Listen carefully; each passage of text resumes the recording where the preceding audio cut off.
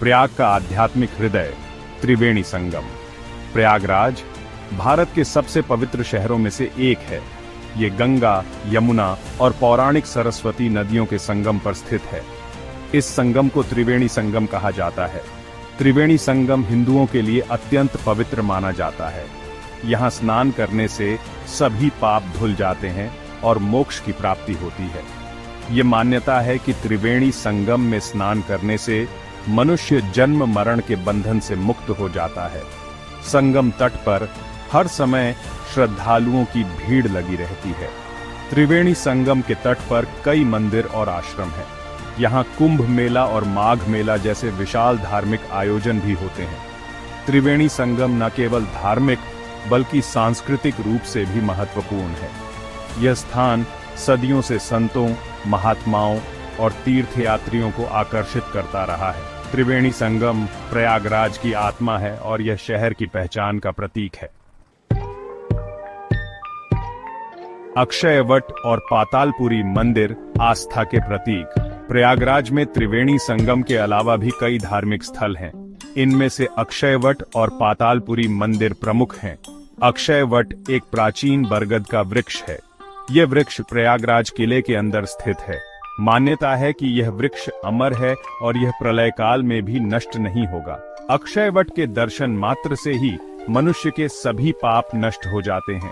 पातालपुरी मंदिर भी प्रयागराज किले के अंदर ही स्थित है। यह मंदिर भगवान शिव को समर्पित है। कहा जाता है कि यह मंदिर पाताल लोक तक जाता है। पातालपुरी मंदिर में एक सुरंग भी है, जिसके बारे में मान्यता है कि यह सुरंग दिल्ली तक जाती है। अक्षयवट और पातालपुरी मंदिर प्रयागराज की धार्मिक आस्था के प्रतीक हैं। ये दोनों ही स्थल लाखों श्रद्धालुओं की आस्था का केंद्र हैं। प्रयागराज का ऐतिहासिक वैभव, किले की कहानी। प्रयागराज का इतिहास बहुत प्राचीन है। यह शहर कई शासकों और साम्राज्यों का गवाह रहा है। प्रयागराज का किला इस शहर के गौरवशाली इतिहास का प्रतीक है। यह किला गंगा नदी के किनारे स्थित है। इस किले का निर्माण मुगल सम्राट अकबर ने करवाया था। अकबर ने इस किले को अपनी राजधानी बनाने का भी विचार किया था। प्रयागराज का किला अपनी विशालता और भव्यता के लिए प्रसिद्ध है। इस किले के अंदर कई इमारतें हैं, जिनमें अक्षयवट और पातालपुरी मंदिर भी शामिल हैं। यह किला अब भारतीय पुरातत्व सर्वेक्षण के अधीन है। प्रयागराज का किला इस शहर के गौरवशाली अतीत की याद दिलाता है। यह किला इतिहास प्रेमियों और पर्यटकों के लिए आकर्षण का केंद्र है। मुगल कालीन धरोहर खुसरो बाग और आनंद भवन। प्रयागराज में मुगल कालीन कई इमारतें भी हैं। इनमें से खुसरो बाग और आनंद भवन प्रमुख हैं। खुसरो बाग प्रयागराज शहर के बीचों बीच स्थित है। ये बाग मुगल सम्राट जहांगीर ने अपने बेटे खुसरो की याद में बनवाया था। खुसरो बाग अपनी खूबसूरती और शांति के लिए प्रसिद्ध है। आनंद भवन प्रयागराज में स्थित नेहरू परिवार का आवास था। यह भवन अब एक संग्रहालय में परिवर्तित हो चुका है।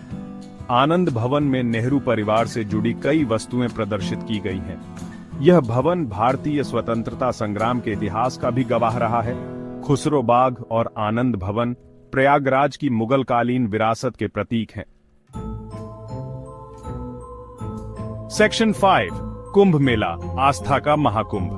प्रयागराज में हर 12 साल में कुंभ मेला लगता है। यह मेला दुनिया का सबसे बड़ा धार्मिक आयोजन माना जाता है।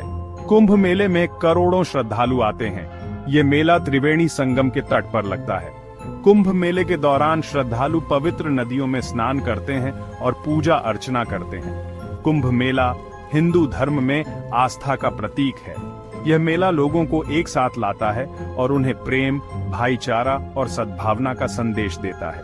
कुंभ मेला प्रयागराज को दुनिया भर में प्रसिद्ध करता है। सेक्शन 6 माघ मेला, धार्मिक और सांस्कृतिक माहौल। प्रयागराज में हर साल माघ मेला भी लगता है। ये मेला जनवरी से फरवरी माह तक चलता है। माघ मेला कुंभ मेले से छोटा होता है, लेकिन यह भी लाखों श्रद्धालुओं को आकर्षित करता है। माघ मेले में श्रद्धालु गंगा नदी में स्नान करते हैं और पूजा अर्चना करते हैं। यह मेला धार्मिक और सांस्कृतिक रूप से भी महत्वपूर्ण है। माघ मेले में कई धार्मिक कार्यक्रम आयोजित किए जाते हैं। इस मेले में व्यापार मेला भी लगता है। माघ मेला प्रयागराज के लोगों के लिए एक महत्वपूर्ण त्योहार है। सेक्शन 7, ज्ञान और शिक्षा का केंद्र। प्रयागराज प्राचीन काल से ही ज्ञान और शिक्षा का केंद्र रहा है। यहाँ कई प्रसिद्ध विद्वान और शिक्षक हुए हैं। प्रयागराज में इलाहाबाद विश्वविद्यालय स्थित है। यह विश्वविद्यालय भारत के सबसे पुराने और प्रतिष्ठित विश्वविद्यालयों में से एक है। प्रयागराज में कई अन्य शैक्षणिक संस्थान भी हैं। प्रयागराज में शिक्षा का माहौल बहुत अच्छा है। यहाँ के छात्र देश विदेश में अपनी प्रतिभा का लोहा मनवा रहे हैं। सेक्शन 8, साहित्यिक विरासत। निराला और महादेवी वर्मा की धरती प्रयागराज का साहित्य जगत में भी महत्वपूर्ण स्थान है। ये शहर कई प्रसिद्ध लेखकों और कवियों की जन्मस्थली रहा है। हिंदी साहित्य के प्रसिद्ध कवि सूर्यकांत त्रिपाठी निराला का जन्म प्रयागराज में ही हुआ था। महादेवी वर्मा ने भी अपना अधिकांश जीवन प्रयागराज में ही बिताया था। प्रयागराज में आज भी साहित्यिक गतिविधियां होती रहती हैं। यहाँ कई साहित्यिक संस्थाएं हैं जो साहित्य के प्रचार प्रसार का काम करती हैं। सेक्शन 9, प्रयागराज। अतीत, वर्तमान और भविष्य। प्रयागराज एक ऐसा शहर है जो अपने अतीत पर गर्व करता है और भविष्य के लिए आशावान है। यह शहर धर्म, इतिहास, संस्कृति और शिक्षा का संगम है। प्रयागराज में पर्यटन की भी अपार संभावनाएं हैं। सरकार प्रयागराज को पर्यटन के रूप में विकसित करने के लिए प्रयास कर रही है। प्रयागराज एक जीवंत शहर है जो निरंतर प्रगति के पथ पर अग्रसर है। यह शहर भारत के प्रमुख शहरों में से एक बनने की क्षमता रखता है।